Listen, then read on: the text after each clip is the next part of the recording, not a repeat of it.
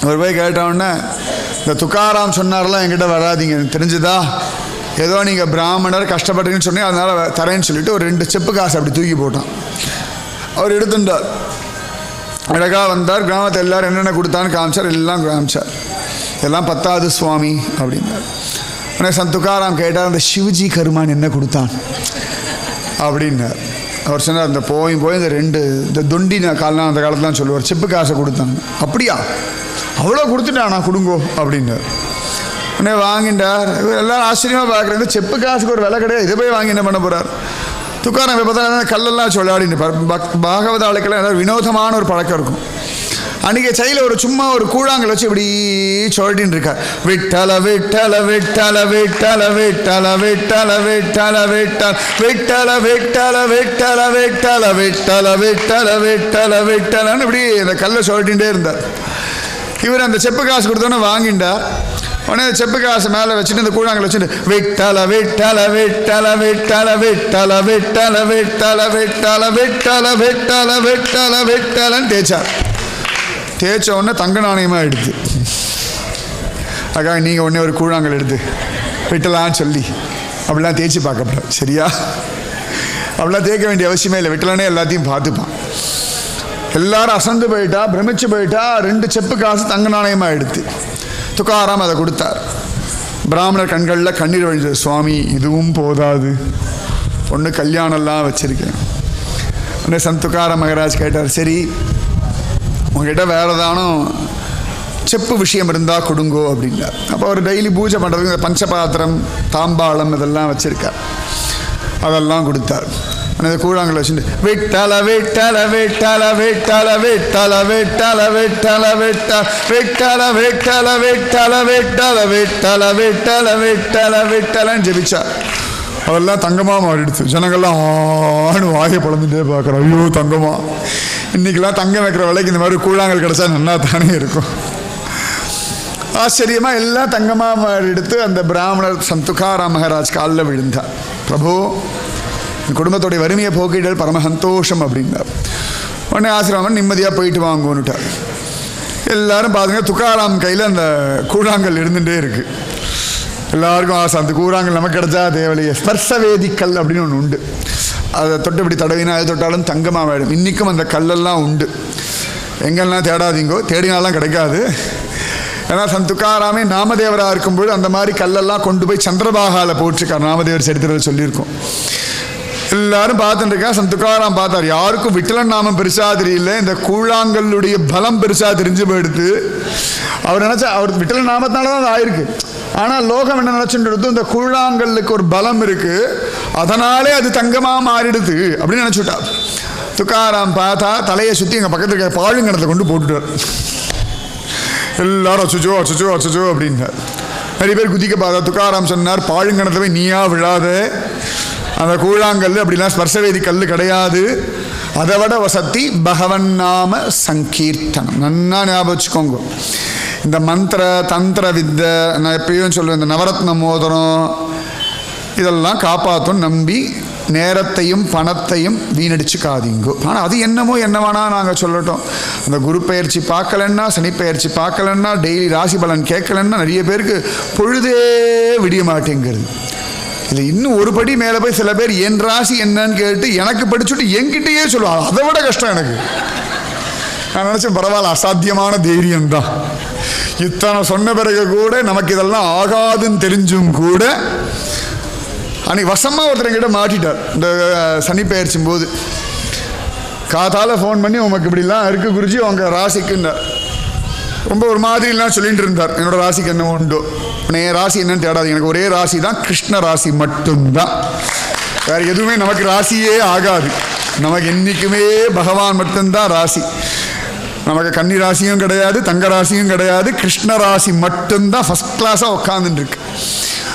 எல்லாம் சொன்னால் கடைசி ரொம்ப பொறுத்து போய் நான் சொன்னேன், ரொம்ப ஜாக்கிரதை, என்கிட்ட கிருஷ்ண ராசி இருக்குது, நீங்கள் சொன்னதெல்லாம் உங்கள் பக்கம் திரும்பிட போகிறது அப்படின்னு. ஃபோனை வச்சுட்டாரு, அதோட ஃபோன் பண்ணுறதே விட்டுவிட்டார். காலங்காத்தால் என்ன பிடிச்சி கூப்பிடுங்க, எதுக்கு தேவையாக இருக்குது,